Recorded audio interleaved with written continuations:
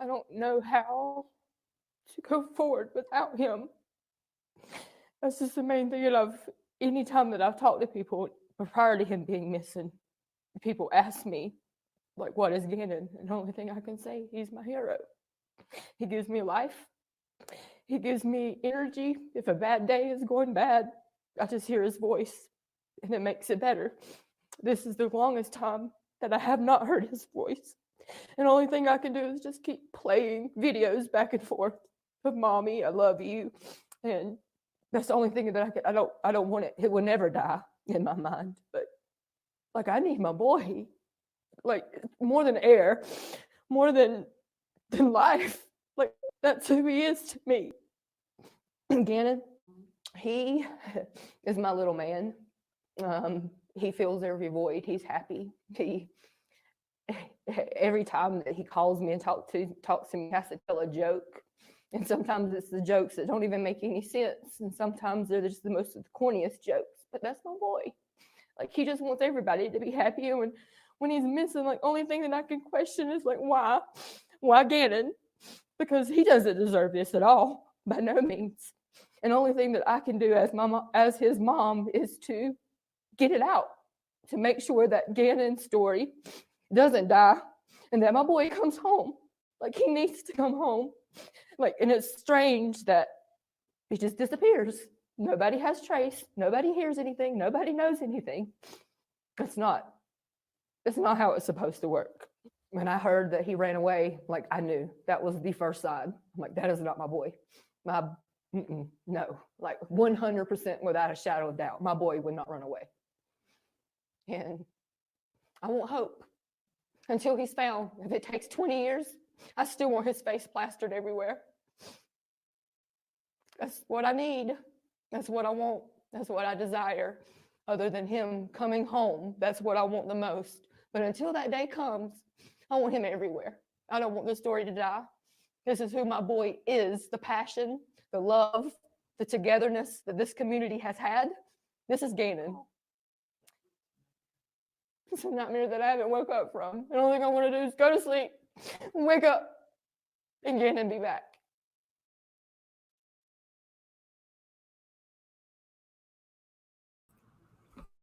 Hey, everybody. How's it going? That was definitely a little hard to watch. And it's I believe that's an older recording of Landon Gannon's mom. But I wanted to start off this broadcast with that. I wanted to begin with that for a reason.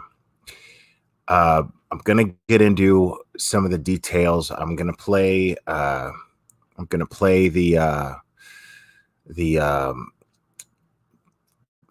press conference that the district attorney held regarding Letitia's new charges.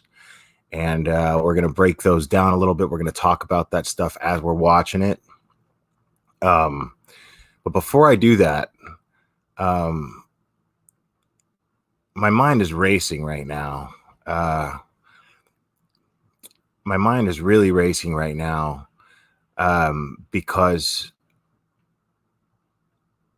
this coronavirus thing, it's really getting out of hand. And it hasn't really even begun to, if you really think about it. And the reason why you might be thinking right now, what the hell does that have to do with Gannon? And, but hear me out.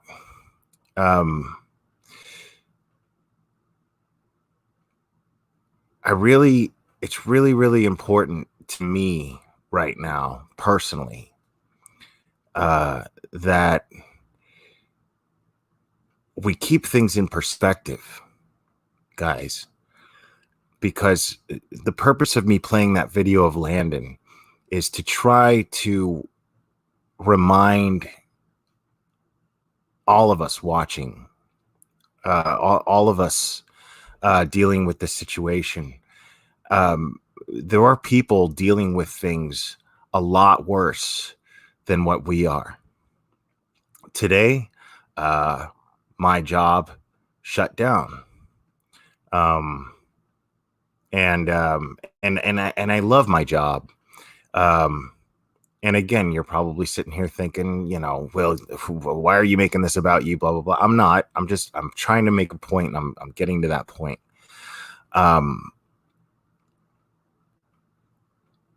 Today, the mayor of Knoxville ordered that all gyms be shut down.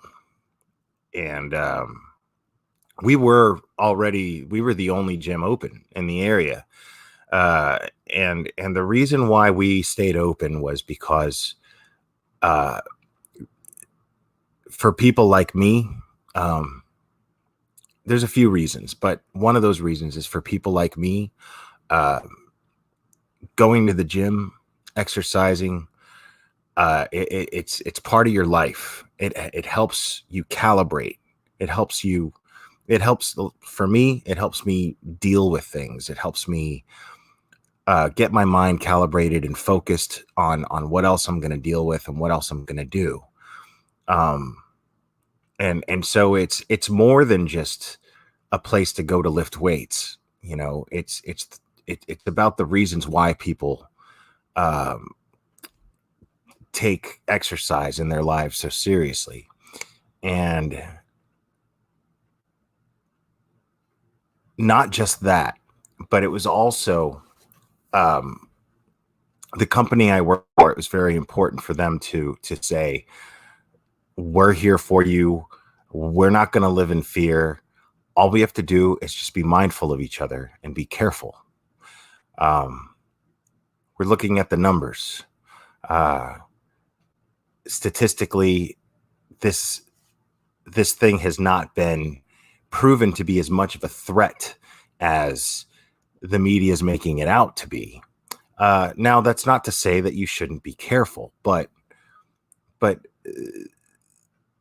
if we as a society have enough sense to be mindful of other people, this kind of thing isn't going to affect our personal freedoms the way that it has. Right now, Big Brother, or whatever you want to call it, the government, whatever, they're in a position right now where they don't think that we can think for ourselves and we can do things for ourselves and handle things responsibly. So they're going to do it for us. And that's what really stings. That's what really stings. And it's not because, I'm not sitting here being anti-establishment, screw the government, blah, blah, blah. That's not what I'm doing. What I'm saying is this stuff wouldn't happen if we knew how to behave, if we knew how not to be so selfish, if we knew how to understand and have some empathy towards other people and what they may be going through and what they could be going through. And all we have to do is wash our hands. That's it. Wash our hands and respect people's personal space. And my gym was doing that. We were cleaning every single time you use a piece of equipment. We cleaned it. We did everything that we were supposed to do. And we thought, all of a sudden, well, now the mayor of Knoxville felt it was absolutely necessary to just go ahead and shut us down till further notice. Now I don't have, I mean, I have a job. Technically I'm employed, but the thing is for those of us, a lot of people are like, oh, well, this is great. I'm just going to hold up in my crib, watch a bunch of crap on TV. And, I'm just going to kick it, relax. Everything's going to be cool. I'm going to take this time.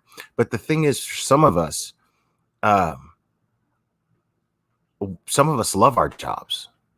Some of us, our jobs are what keep us sane. Our jobs are what keep us level-headed. I happen to love my job. I happen to love all the people I work with.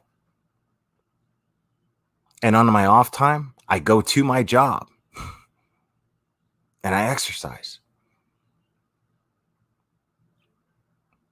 And it has been raining non-stop.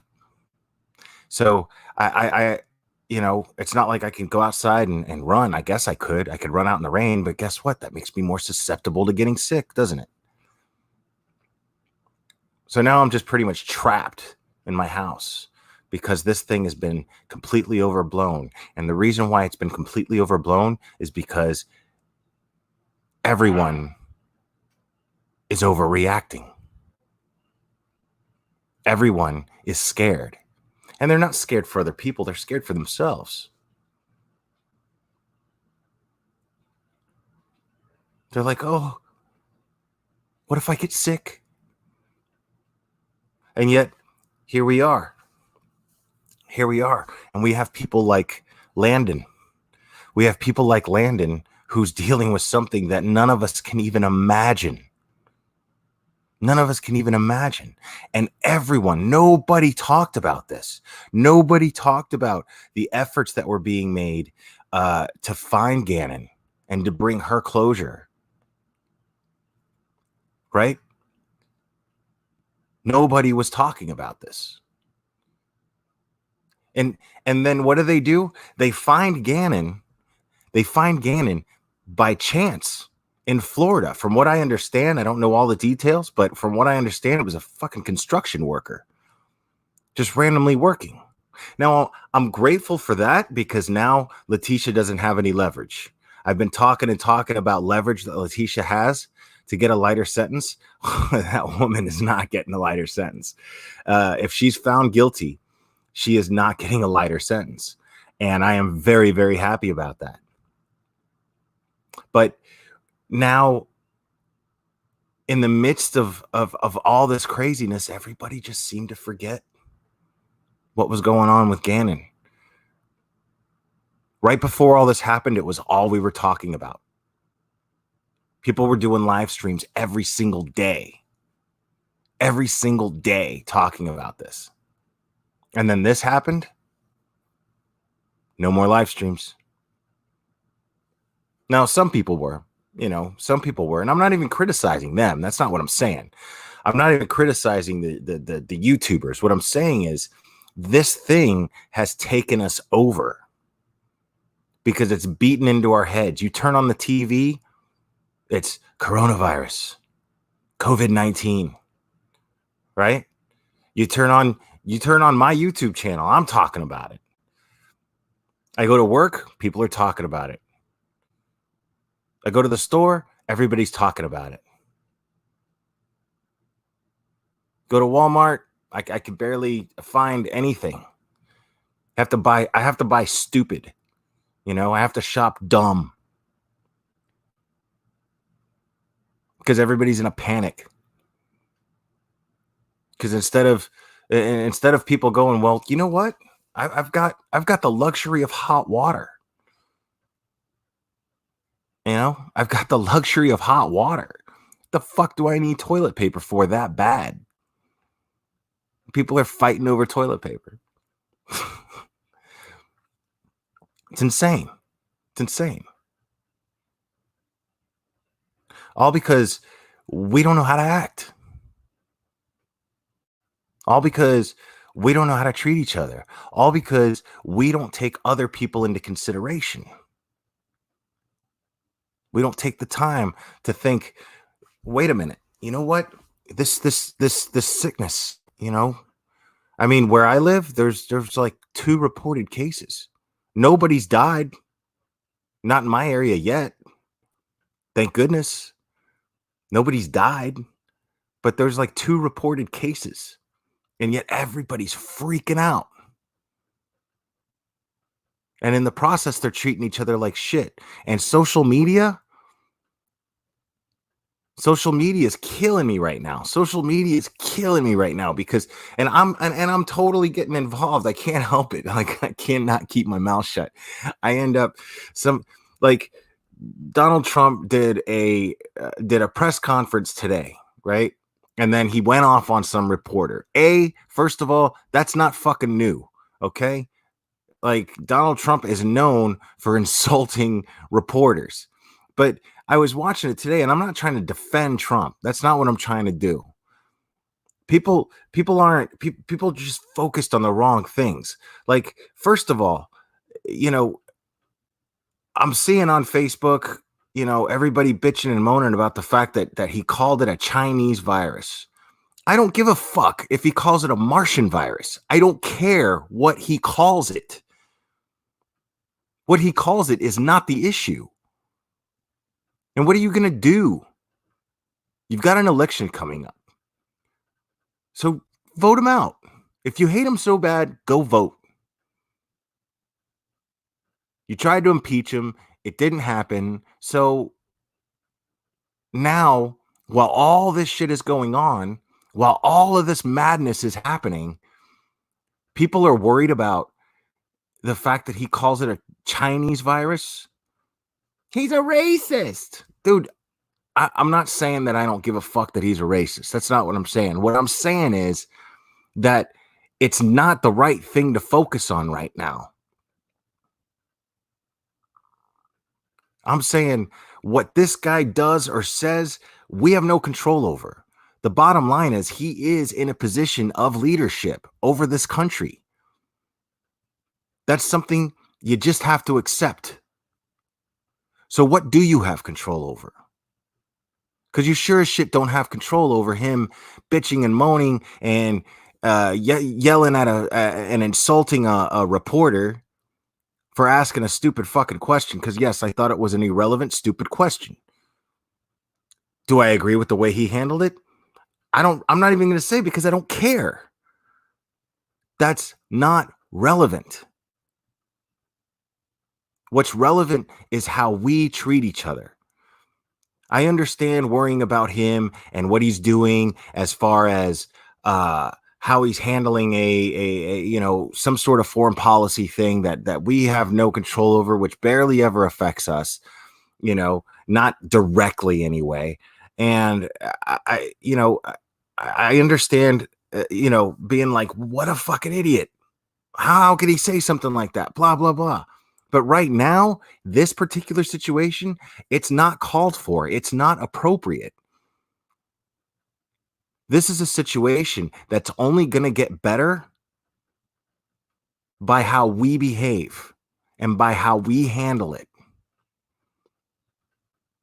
That's it. There's nothing else. There's nothing else we can do. So why not focus on the little that we can actually do, which is try to be helpful towards each other. Try to be empathetic. Try to be understanding towards each other. I realize that having such a lack of control can be frustrating, but it's not going to help sitting there and worrying about the person who's in a position of leadership and how he's dealing with the situation. Yeah, that's a concern. Sure, that's a concern, but we don't have control over that. We don't have any control over that. And it's you've got to know the difference between bitching and moaning about something that you don't have any control over, and realizing how you can be helpful in some way, even if it's just in a spiritual manner, which is just being understanding of what other people are going through. Because I'm telling you, man, this whole time, the lights outside my job, and it's so coincidental. That's crazy that the same day that I no longer have the control of turning those lights blue outside my job, that closure that Gannon's found comes. And honestly, I'm seeing that as a blessing. Because we already know all the hard facts. We know the hard facts that Gannon was killed. Law enforcement knows he was murdered. They have evidence to prove that he was murdered. And right now, and we're going to get into all that stuff. We're going to get into that stuff. But right now, it's clearly obvious that for them to charge her with murder without a body shows that there was a lot of violence that took place, and her new charges reflect this. um so all I'm saying, guys, we got to think of people out there like Landon who are dealing not only with everything that we're all dealing with right now. All of us are dealing with this stuff right now. All of us are. But some of us are dealing with a hell of a lot more on top of this. It's not all about you, man. It's not fucking all about you. Let's start taking care of each other. Unfortunately, my resources are beyond limited. They're almost nil. But I have this. I have this. This is the best I can do. This is the best I can do. So, and now that I don't have a job to go to right now that I don't have a gym to go to right now, which is literally what took up 90% of my time, realistically 80, because I have this and sleep. But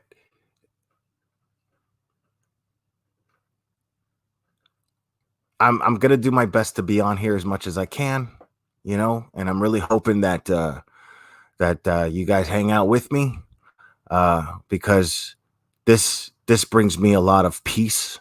This brings me a lot of solace, and I'm going to do the best I can to spend more time with you, and I'm probably going to do that simply because I don't have my other outlets available to me at the moment.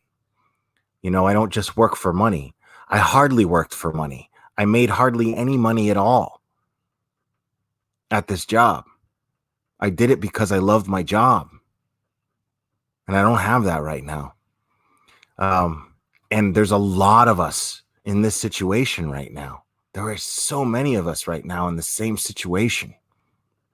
And for those of you that hate your job and you get this time off and you'll probably get paid for it anyway, the way things are looking, congratulations. Good for you.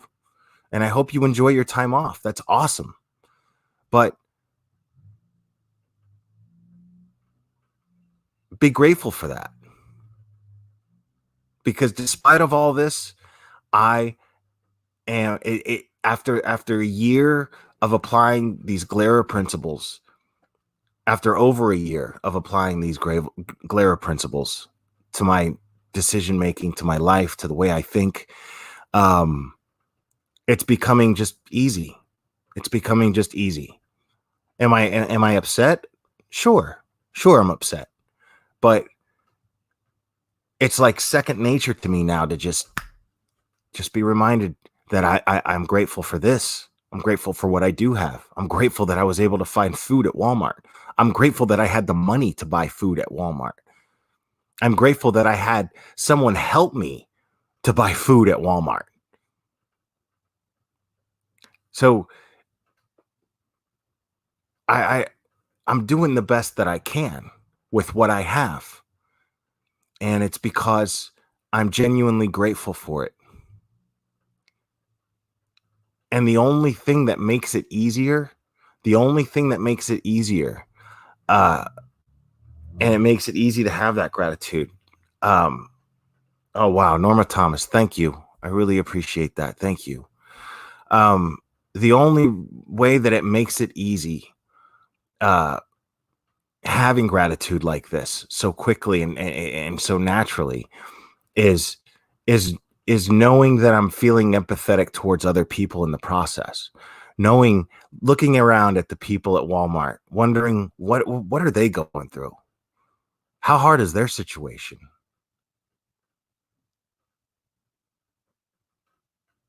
Who have they lost anybody? I mean, there's just so much that all of us have to be grateful for it. And all you got to do is just take a minute and take an inventory of it, figure out what it is. And when you do that, it's a lot easier to empathize with other people. And when you empathize with other people, you're making their situation a little bit better. And I promise most people are good, and they're going to try to do the same thing for you too.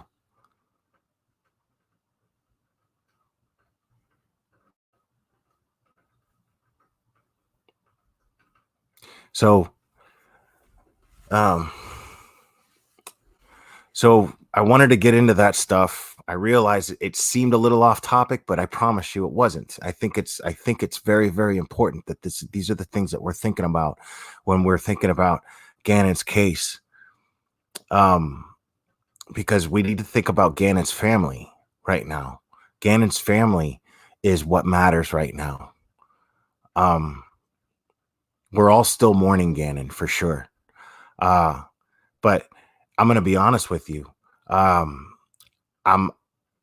still in the sad phase, but I'm more in the angry phase now.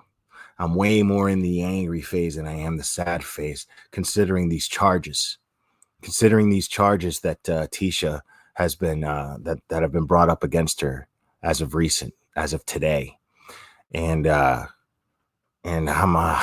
yeah, I'm on fire, man. So we're gonna go ahead and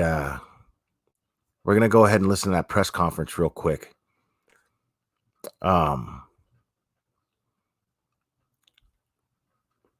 Yeah, Doodlebug. I agree with you. Now, this district attorney, he's saying some things that I cannot argue with. This is what I've been saying this whole time, and I still stand by this, and I still agree with him. She still has to be convicted in a court of law. They still consider her innocent until proven guilty. Keep in mind, we still don't know if someone else was involved in this case. We don't know. We don't know the details of this case. We're not going to know the details of this case for a while. So we've got to keep that. We've got to keep that in mind, people. So I realize that there's a lot of hatred for this woman right now. But I want to try to remind everybody, that hatred, you guys know how I feel about that. That takes up a lot of energy, man. Hatred takes up a lot of energy. Right now, I don't know if I have the energy I've got the energy, but I don't know if it's pretty valuable right now. So I don't know if it's worth it to direct this on such a piece of shit like this woman, so you know what I mean? It's just, that's where I'm at least that's what I'm telling myself right now. Does that make sense? I'm not sitting here trying to act like, oh, well, this is how I feel. And then, blah, blah, blah. I don't know how I feel right now. I'm kind of stirred up, just like everybody else right now. Everything's stirring up in me right now. So, I'm in the same place everybody else is right now. I want to be very clear about that. But I'm just trying to remind myself, and since I got this, remind you guys that I'm asking myself, is she worth that kind of energy? You know what I mean? Is she worth it? Especially in times like these, energy that could be put towards trying to be helpful and empathetic towards others, if that makes any sense. I believe that kind of energy is a currency, and I don't know if I want to spend that on her just yet. But let's we're gonna get into this real quick and go over a little bit.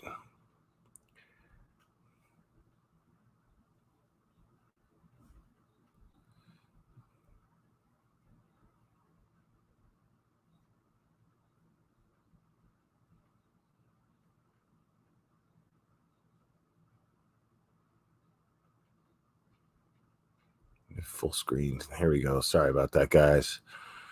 All right.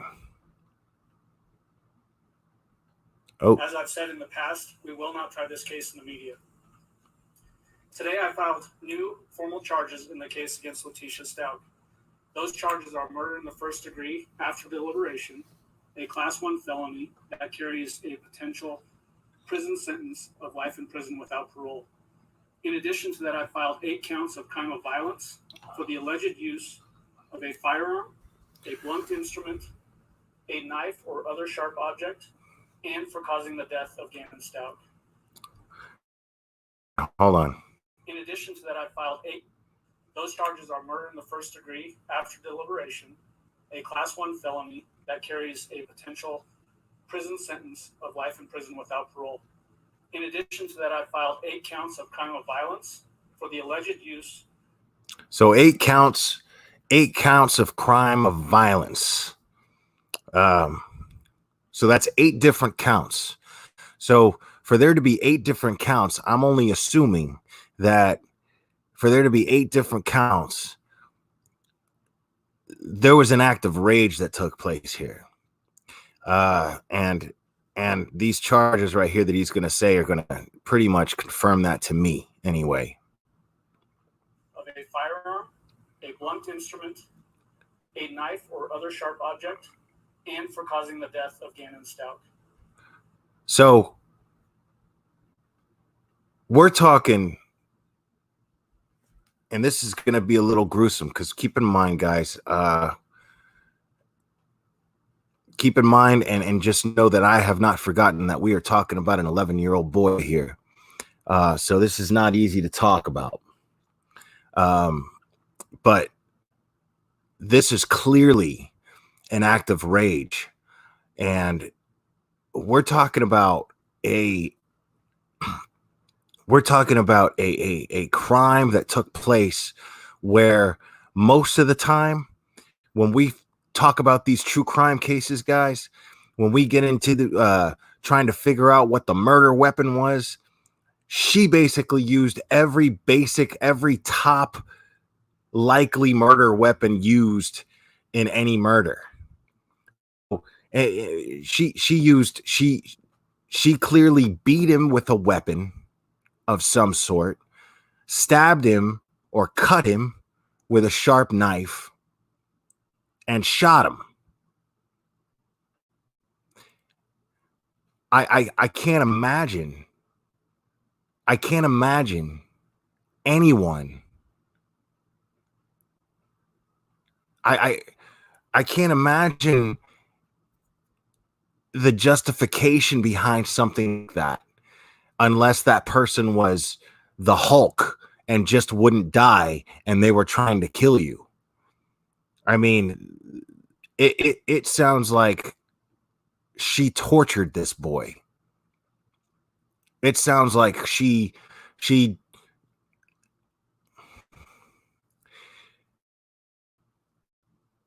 this is I honestly I can't find the words right now.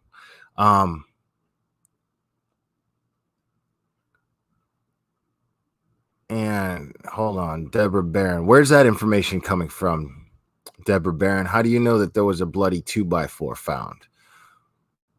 Because I'm still of the impression that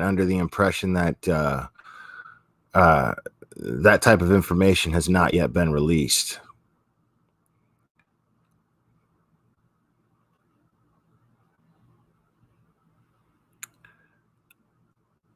Yeah, Danette, I mean, this is a person. I mean, it's clear based on her actions that Tisha hated him. This is a woman full of hate. Now, and again, guys, I don't know whether or not she acted alone.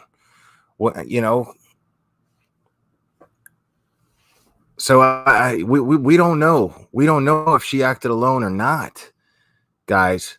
I mean, we got to keep in mind, Gannon's body was found in Florida. He was found in Florida by a construction worker. That tells me that law enforcement was looking and not even close to where he was. They would have never found him unless Tisha would have told him, or unless, thank goodness, what happened, and somebody, some innocent person, and God bless that person, just doing their job, just out there working. I mean, he's gonna have to. I can't imagine having to deal with for the rest of their life with that memory, with that thought, with that sight. But that poor construction worker, man. I mean, he's, probably got a family of his own. I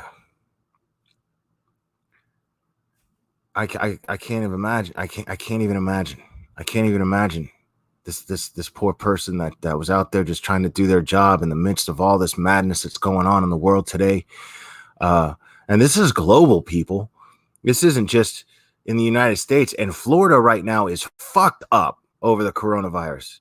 I'm shocked this dude even has a job right now and he's able to work. So this guy's out there working, probably just grateful that he still has a job. And then he comes across this. But the upside, man, I hope this person understands that this unfortunate event that took place in his life brought closure to some very, very lovely people that don't deserve to be going through what they're going through. So I hope this person sees that as a silver lining and that eases his mind some. I'm really, really hoping that that's the case, because I can't even imagine what he's going through right now. So, yeah, I mean, if there is a God, definitely bless this young man. Bless him.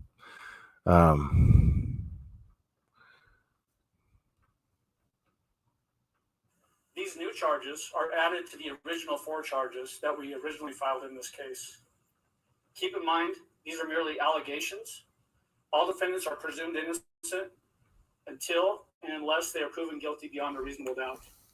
I will not compromise the integrity of this investigation, so I will not discuss the circumstances surrounding Gannon's death or any details regarding the discovery of his body.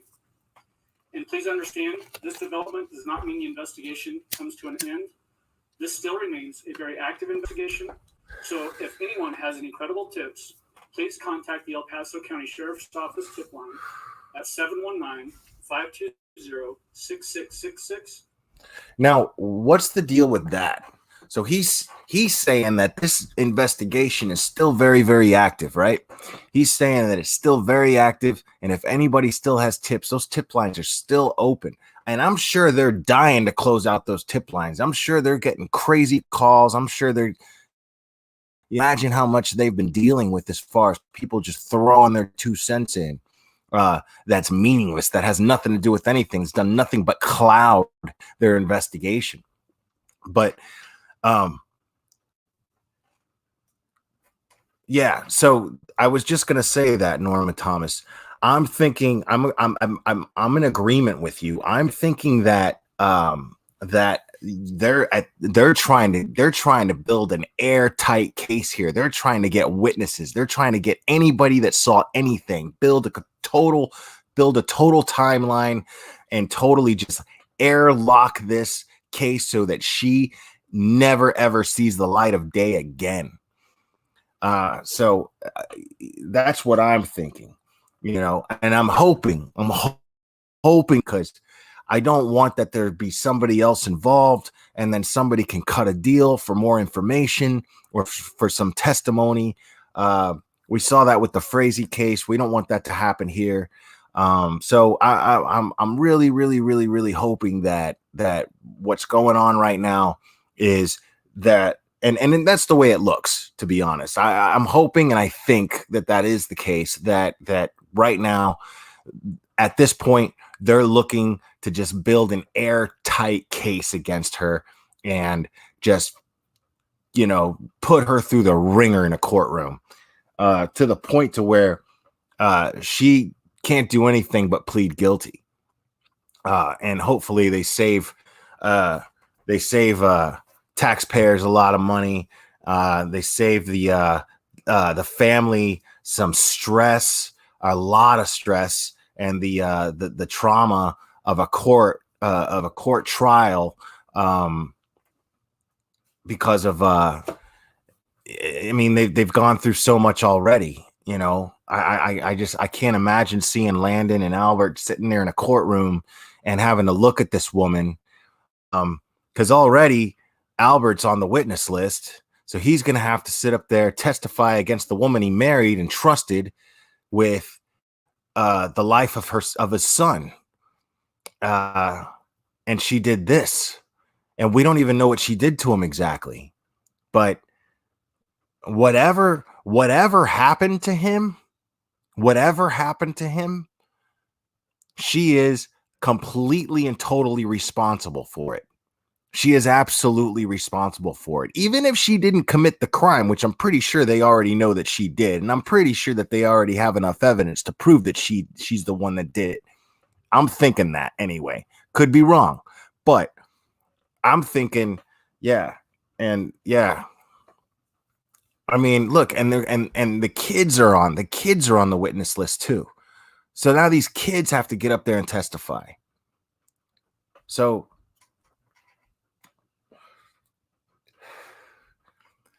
I mean, this if she's convicted, and if all of these allegations against her are true, which at this point I feel comfortable saying that I believe that they are. If these allegations against her are true, then this is a vile human being. I don't even like to use the word human being to describe her. This is a vile animal, a monster. And she clearly hated this boy. She hated him. You could tell by her interviews. You suspect it when you listen to her interviews. You suspect it when you see her social media posts. You suspect this about her, but you don't know for sure. You don't know for sure. But this is the kind of thing that comes out that makes you realize this is exactly the monster that I am hoping that she's not. I don't want to wake up in a world knowing that there's people out there like this. And even though I'm not naive, I understand that there are. I've understood this for a long time. But you still never get used to it. You still never get used to it. And let's continue listening. Or email those tips to tips@elpasoco.com. I do want to thank everyone involved with the investigation, including the El Paso County Sheriff's Office, the FBI, and our new partners in Santa Rosa County, Florida, to include the Santa Rosa County Sheriff's Office and the District 1 medical examiner in that jurisdiction.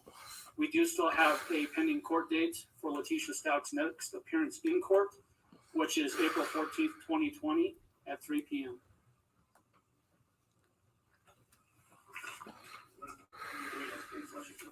I may not be able to answer them, but you can ask them. Can you explain how the coronavirus outbreak here is changing the way the space is moving forward? Obviously, you just said we have the scheduled appointment, but it's okay, right? Yeah.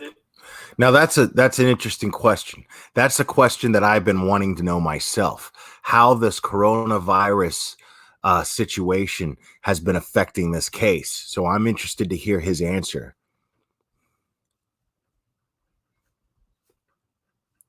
The chief judge in this district has issued some orders that impact really cases where defendants are out of custody. Any in-custody defendants, like Letitia Stauch, those cases are still being heard as scheduled, at least according to the last release that we received. In the past, we'd asked you about trying to move forward with that. Now, yeah, this dude is basically saying so far so good, right? So far so good. She's not getting out of this. She's not getting out of this. And as a matter of fact, you know, that's that much longer that she's going to sit in jail, because we're talking about somebody. This is a fucking animal, dude. We're talking about somebody who not only did these horrible things to Gannon, but based on the fact that they found Gannon's body in Florida, where nobody probably ever thought to look. I mean, Florida is the first time I'm hearing about in this case. So nobody ever even thought to look in Florida, as far as I know. Nobody thought to search for him in Florida. And so this woman is clearly smarter than most of us gave her credit for, including myself. I did not give her credit for being an intelligent person at all. So it sounds to me like she planned this. And she definitely planned on how to dispose of his body, and she planned it pretty well, because if some random construction worker found Gannon's body, then you know what I mean, and nobody was searching in that area. I mean, she probably thought that through pretty well. That's what I'm thinking. I'm thinking she thought this through pretty well.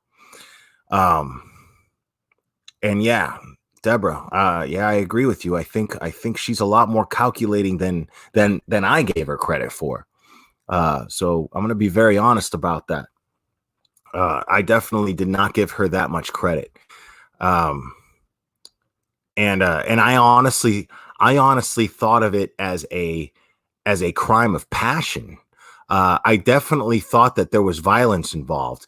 To the extent that I'm imagining it now, I did not think so. No, I thought it was a beating that went too far. She couldn't cover up. That was my original theory. My original theory was that there was a beating that went too far, and she left marks on him, and she decided to kill him and make it seem like he disappeared and nobody sees him ever again, and she never has to answer for having to beat him. That's what my theory was. But now that I'm hearing these particular details, I'm thinking something much different. I'm thinking that she literally hated this boy. She hated him, and she hurt him, tortured him, murdered him, and then somehow made a trip all the way to Florida and disposed of his body where nobody would ever think to look for him.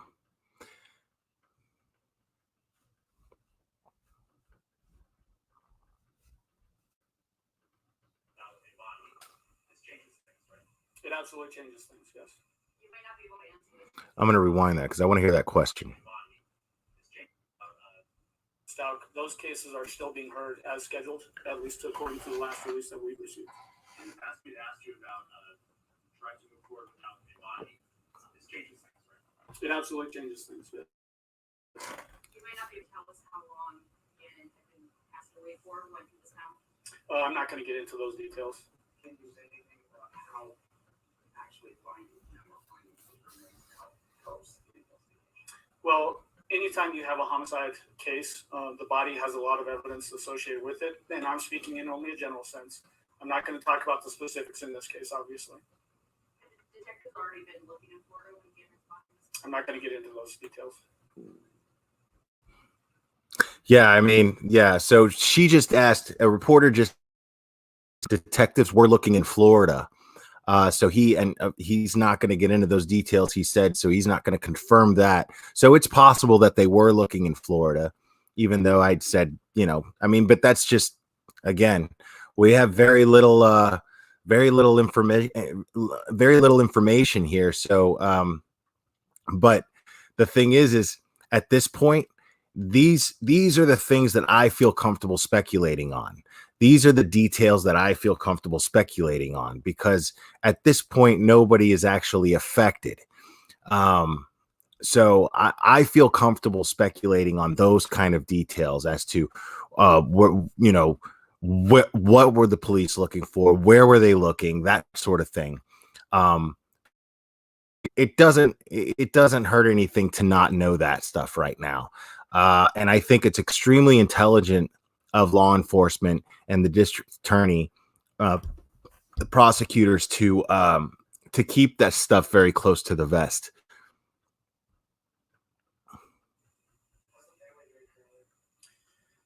We met with the family earlier today, and obviously they're distraught with this information. They were still holding out hope that Gannon would come home alive, despite the original charges that we filed in this case.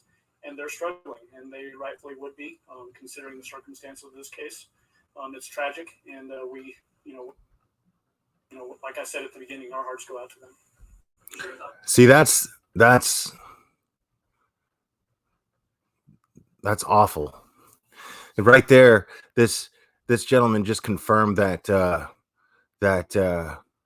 Gannon's parents, family, they, despite the charges, the original charges against Letitia, despite the fact that she attacked a deputy to try to escape during her extradition, despite these things, they still held hope that their boy was going to come home alive. They still hoped that law enforcement was making a mistake because they wanted this poor boy to come home alive. They wanted it that bad.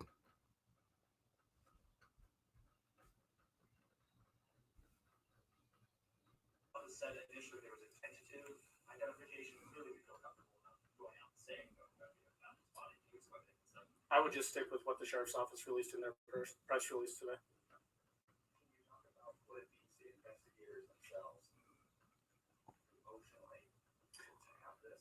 I think that would be a great question as we get further along in this case, probably towards the end of the case rather than right now. Our job isn't done. Timeline on bringing him back and giving him a formal funeral and services. So that will probably go a lot towards what the family's decisions are. I'm not in a position to answer that. Yeah, so that's interesting. So that reporter just asked what the timeline would be, an estimated timeline as to how long it's going to take to get Gannon's body back home, so they can make the proper arrangements for him, whether they choose to bury him, cremate him, those sort of details. And he just basically said that that would be up to the family. So that could mean a number of things. That could mean that they have every right in the world to just say, hey, we know enough. You take what you have and you work with what you have, but we want to take our boy home and bury him. We want to take our boy home and say goodbye properly. So they obviously have that option. And for him to publicly say that makes me think, and again, I'm just thinking out loud here. That makes me think that they probably have enough. I'm sure they want to do a full autopsy. I'm sure they want to do everything that they can to get as much evidence from Gannon's remains, to get whatever details they need to get more evidence to convict. But I'm guessing by that answer that they probably have. I mean, regardless, they have the right to do whatever they want. He's 11 years old. They're his parents. They obviously have the right to do whatever they want. But it sounds to me like, based on his answer, that they feel comfortable with knowing what they have. They have enough to convict her.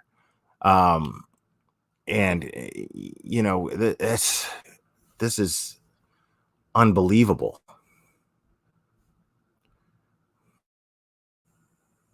Any other questions? When you say the investigation continues, this was one of the big steps we were trying to get to, but we're still. we're always, every homicide investigation, the investigation continues all the way right up to trial, actually. So that's not any different for this case. The only thing I want to add is that when everybody leaves today, Lee Richards, our PIO, is in the back of the room, and she will have copies of the new amended complaint and information, so you can take a copy of that when you leave. All of the original 4 charges are included with the new charges. Can you explain the difference previously we had said there was a certain level of knowing that we were trying to approach? You said it was not premeditated, now we are premeditated. The new count of first degree murder, that class 1 felony that I added, is with intent and deliberation. That's the classic first degree murder charge that people think of when they think of first degree murder. And we can't say the difference of why we've added it. I'm not going to get into why we've added that. That would get into the facts. I want to hear that one more time.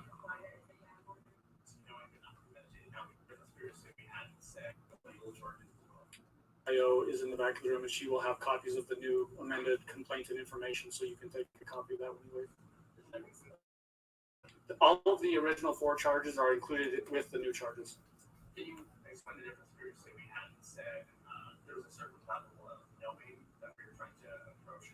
You said it was knowing but not premeditated, now we are premeditated. The new count of first degree murder, that class 1 felony that I added, is with intent and deliberation. That's the classic first degree murder charge that people think of when they think of first degree murder. And we can't say the difference of why we've added that. I'm not going to get into why we've added that. That would get into the facts. Okay, so that reporter was basically trying to figure out if that charge was added because they found out, because they had learned that this crime was premeditated.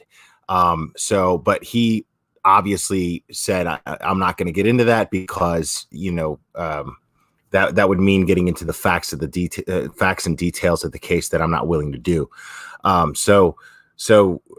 But he's saying it's pretty standard. So he's definitely not denying that. But based on his answer, I mean, I'm feeling like, I don't know. Again, this is where I feel okay with speculating.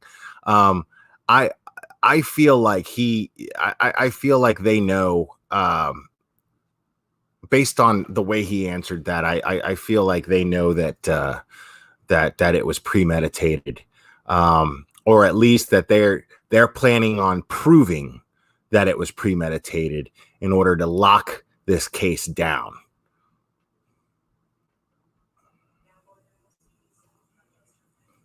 Yeah, so it sort of gets back to what I said at the beginning, that the charges are merely allegations and everybody's presumed innocent until proven guilty beyond a reasonable doubt. That's why gag orders go into effect and why gag orders say we can only talk about certain things that happen in the courtroom.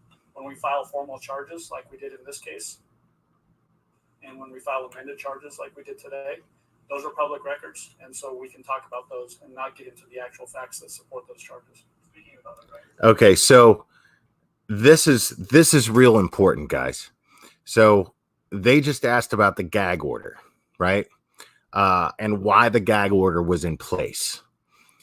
And he said it without saying it, but he was talking about the gag order. And a lot of people have been speculating as far as why the gag order is in place. And he could have very easily said it's because Gannon's a minor, and that's why. And a lot of people, that's been a theory, is because Gannon's a minor, and that's why they can't go into those details, and or that's why there's a gag order, and that's why a lot of these details are not public record. But see, I don't think that's what the case is. What I personally believe, is that this gag order was in place because they know that she's going to try to say that she did not get a fair trial. This all could get thrown right out the window. We talked about this last time I went live about this case. This could all go right out the window because of the sensationalism of this case that all of us contributed to.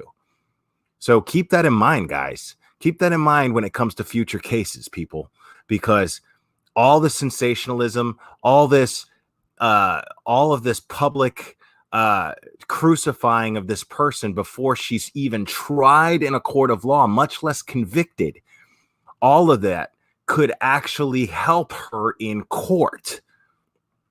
Think about that.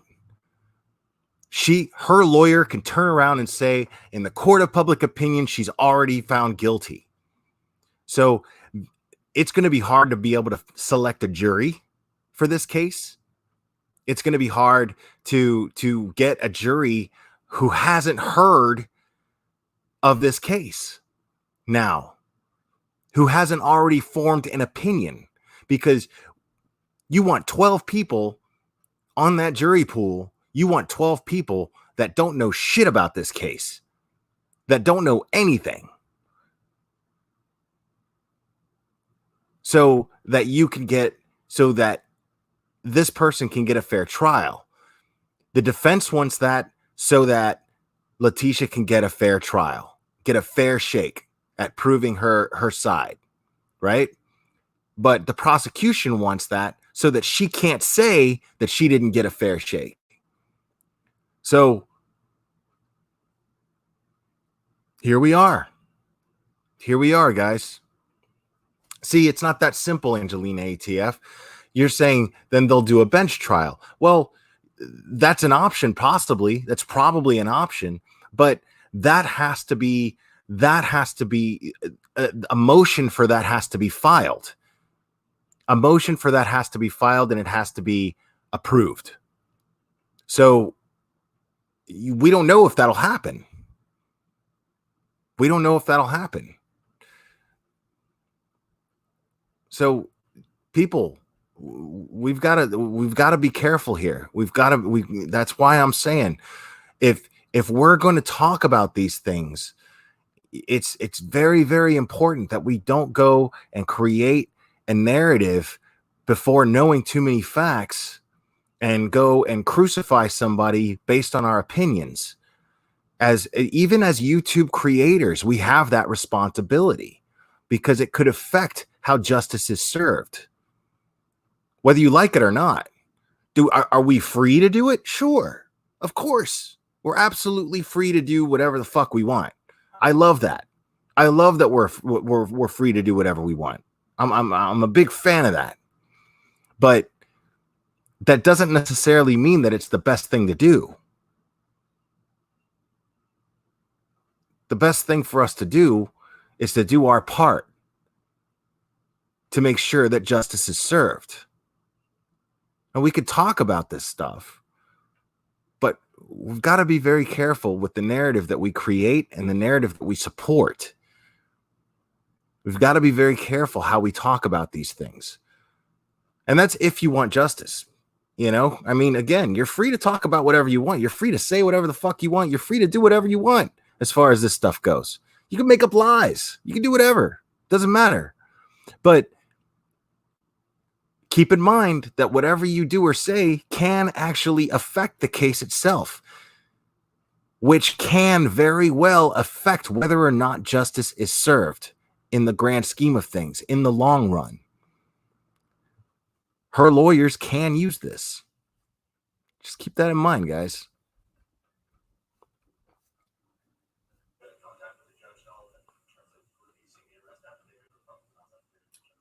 Not since the last court date. How much more important is it to you to prosecute Letitia Stauch for full consent? I'm not going to get into that. Every single homicide case that I've ever prosecuted, I take it very seriously. Can you go into detail about the new charges?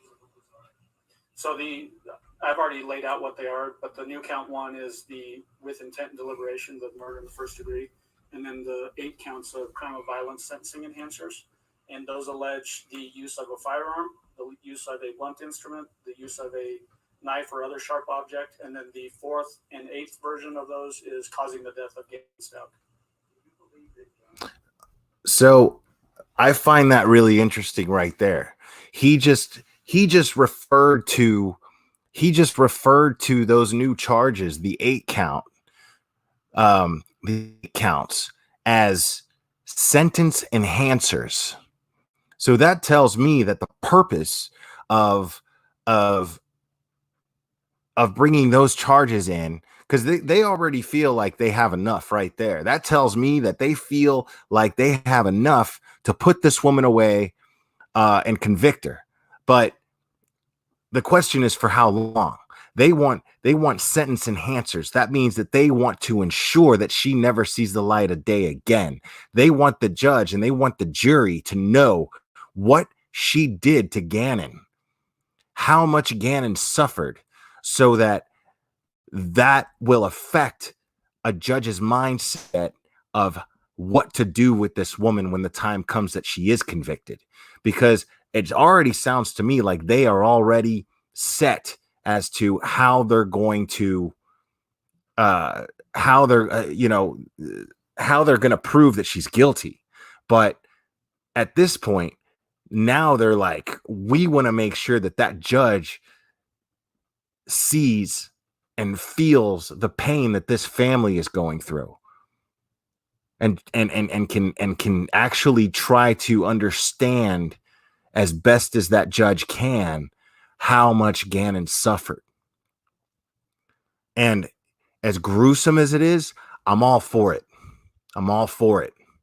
That's a great strategy.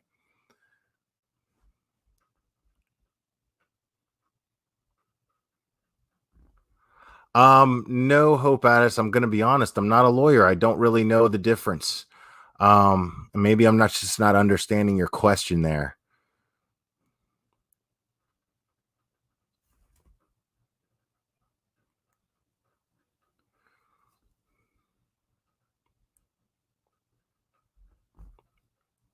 Let's see. Sorry, I'm looking at chat here, guys.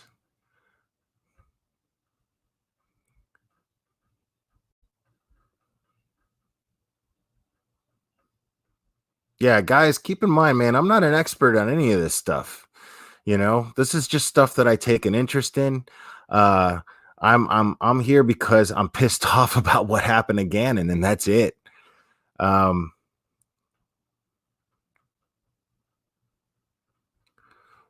Right.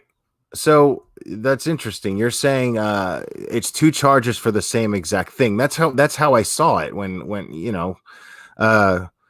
and causing the death could be murder. So I'm wondering about that. I'm wondering if causing the death, along with the first degree murder charge, causing the death is something that they plan on going to detail about, whether, as far as like proving how the murder took place. I don't know if that makes any sense. As I'm talking, it's not making a lot of sense to me, to be perfectly honest. I'm not the sharpest tool in the shed, guys. So, but yeah, I feel like they're doing whatever the law allows them to do to nail this woman to the wall. So if they can charge her with two different charges for the same thing, man, I say go for it. I say go for it. I'm all for that. We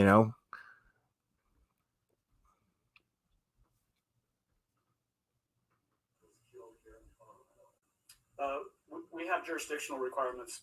Version of those is causing the death of Gannon Stauch.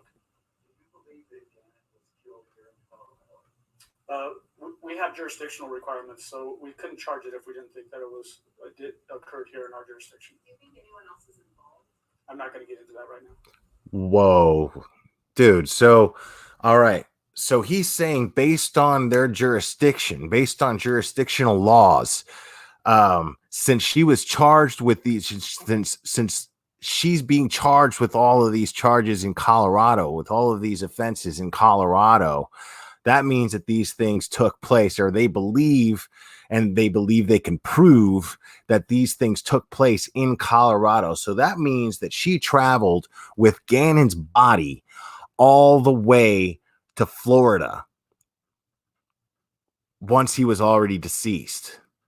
So she killed him in Colorado and drove literally across the entire country, long ways. We're talking West Coast, Northwest Coast to the Southeast.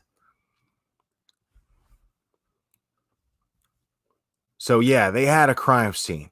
And yeah, I'm thinking that it took place in the house. I mean, So I mean, I'm still, you know what? I'm gonna stick by it. I'm still not thinking that she's that smart. Because they were able to find plenty of evidence. I'm thinking that they found plenty of evidence. I think that she was calculated, as somebody in chat put it. As somebody in chat put it earlier, I do believe that she was very, very calculated, but I don't think that she was very, very intelligent. I think that she thought she was smarter than she was, much like Chris Watts. She thought she was smarter than she was, and you know, you can't, you're not gonna fool all these agencies. You're not going to fool all these different law enforcement agencies. This is what they do for a living. This is what they do all the time. So I'm not, yeah. So her thinking that she could outsmart all these different law enforcement agencies. I mean, you know, come on. You know what I mean? I hate to make jokes here, but I mean, who does she think she is? Colton Harris Moore? No, there's only one. So yeah, this is not as sharp of a person as she thinks she is. Because if that were the case, then they wouldn't have all this evidence against her. If that were the case, they wouldn't have found evidence both in Colorado, in Florida, and God knows where else in between. So let's get real here. Let's get real. Yeah, this is not a very smart woman by any means at all. So I'm going back, man.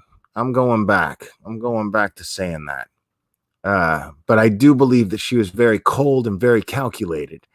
I do believe that if she did not plan on doing this, she definitely planned on trying to get away with it. That's for damn sure. And she planned it well, or tried to plan it well. She planned it very calculated. She planned it in a very calculating manner. But the problem is this is a person who can't control her emotions. This is a person who just could not keep her fucking mouth shut. This is a person that every time she opened her mouth, she made herself seem more guilty to the public. And that's what I'm really hoping.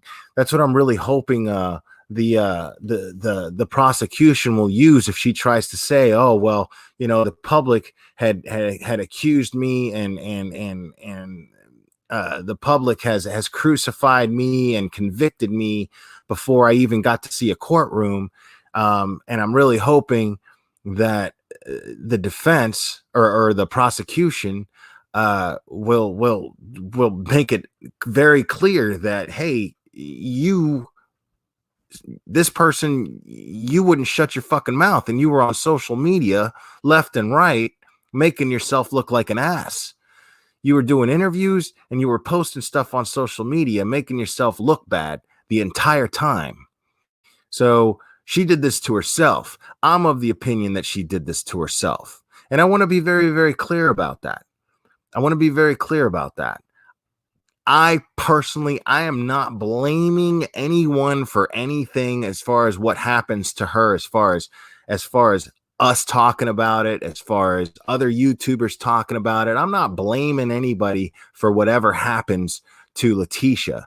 What I'm saying is we have to be careful so that it doesn't happen. I don't think it's going to help her in this case. It could, but I don't think personally, in the grand scheme of things, I don't think it is. I think what's going to happen is it's going to be proven that and easily proven that she's been doing this to herself this entire time.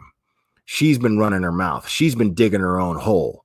So I think I'm hoping, you know, and I don't think, you know, I'm thinking, not even just hoping, I'm thinking that that's going to be very easy for the prosecution to go ahead and prove in court if she tries to pull that shit.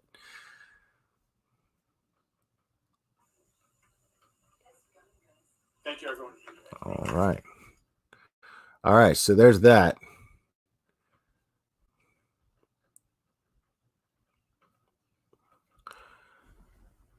So yeah, she was not. Yeah, I mean, and you know what? For those people, for for those people who were starting Facebook groups that were supporting Letitia and blah blah blah. You know what? I get it.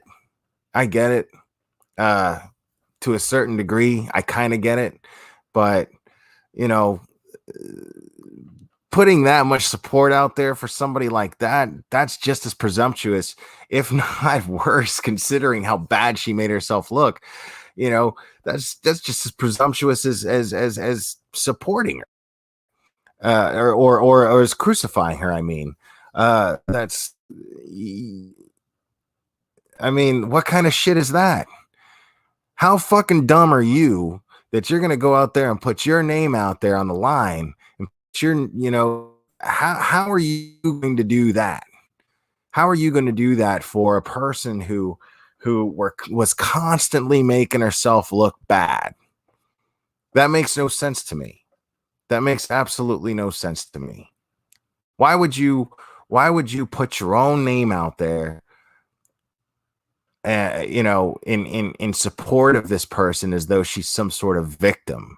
Because there was nothing to indicate that she was a victim of anything. Because the one thing that I knew this entire time, it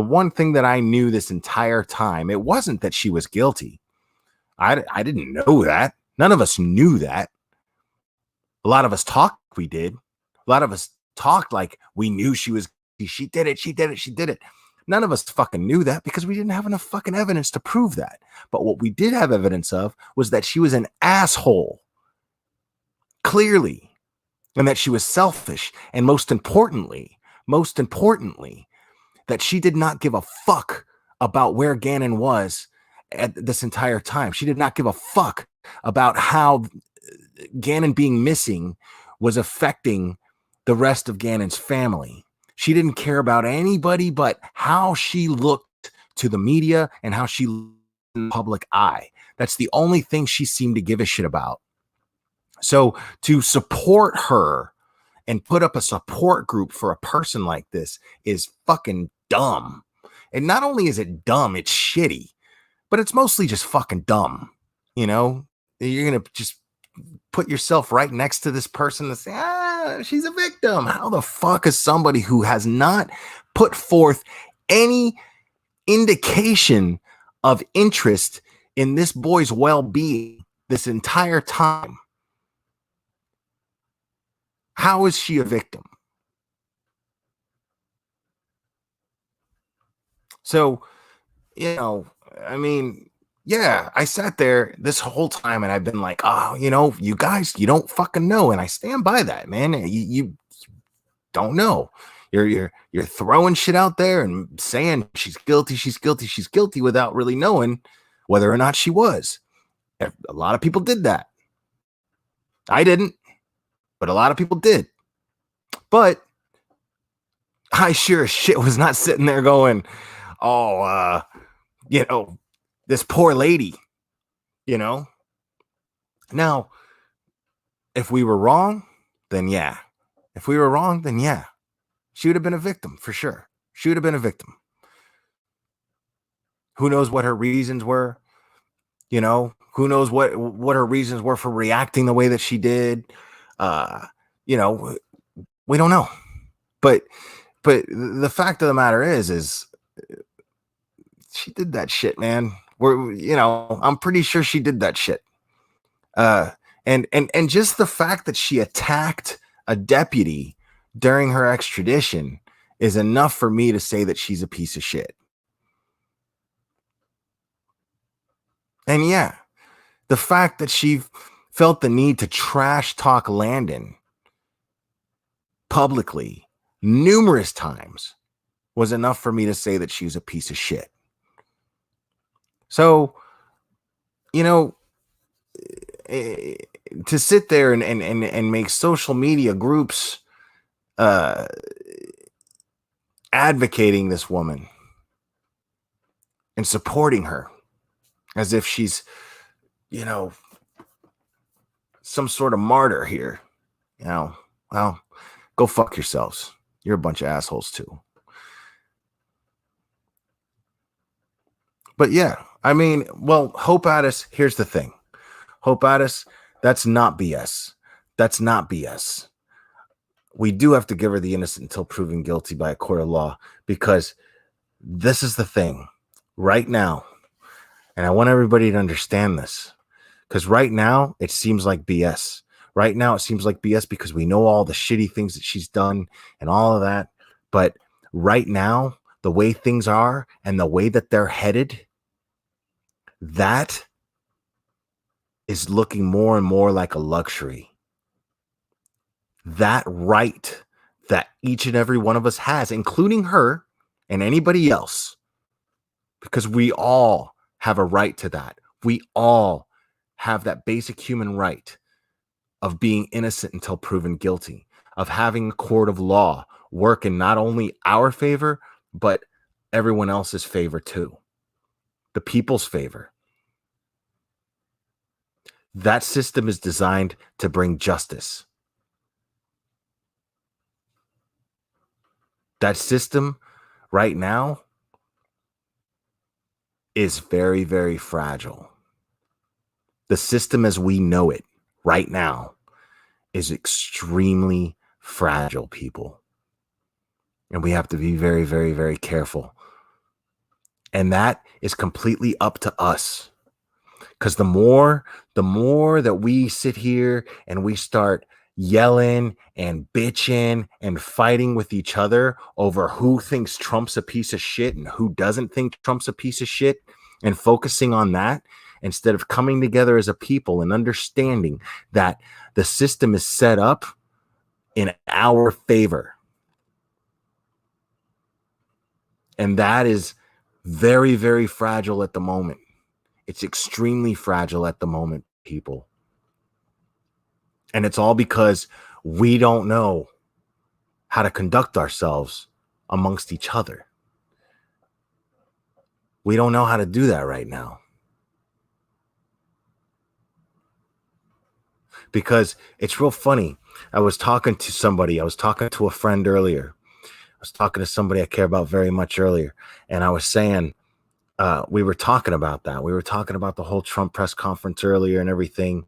And this person was trying to tell me, and she was making a good point. She was saying, well, you know, people need that comfort. People need that comfort. People need a leader to give them that comfort. See, I'm of the opinion that that's the problem. I'm going to get into some sensitive shit here real quick, but I'm of the opinion that that's the problem. We live in a codependent society. We live in a society where we're like, instead of saying, hey, this is what's right, this is what's wrong, we're looking at a leader to do things for us the way that we expect them to do it. And when they don't do it, we blame that leader and go, hey, you're supposed to do this way, and you're supposed to do that this way, instead of having the balls to stand up for yourself and start doing things the way that you choose or the way that you see fit to them being done. And right now, we're not in a position to be able to do that. The only way that we're in a position to do that is through numbers, through strength of organization. And we're not even close to getting to that point. But the way to get things done realistically, people, and I hate to lay that on you, but the way to get things done is not to bitch and moan at somebody else to do the job that you expect them to do, but to do it your fucking self. When you have a job, how important is accountability at your job? What if everybody sat there and went, you know, at your job, let's say, I don't know, you work at fucking some office, right? Whatever, an office. Let's say you work in an office and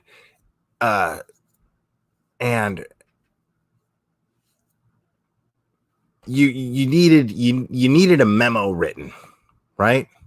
You got 3 or 4 office managers, and somebody says, you know, in order to get this message out, we need a memo written. And then every one of those managers goes, yeah, you know, and then they look to the person, they look at each other, and they just kind of expect the other to do it. And then the memo doesn't get written, right? The memo just doesn't get written. So what's the way to handle that if you're one of those managers? And it's common sense. Is it to go and yell at the other managers? You're supposed to do that. And then the other manager goes, no, you're supposed to do it. And then you're all, you were supposed to do it. You were supposed to do it. Blah, blah, blah, blah, blah. And then there's this big argument rather than somebody just taking the initiative and writing the memo. Right? Isn't that the way to solve that problem? Is to get the problem solved instead of bitching and moaning about somebody else getting that problem solved. Now, I know we're nowhere near that. I know we're not anywhere close to that. And we have to choose leaders and we have to choose people to be in charge to handle these things. Of course, we have to choose representation. That's why we get lawyers when we are accused of a crime, right? We have to get somebody qualified to handle these things. But bitching and moaning about something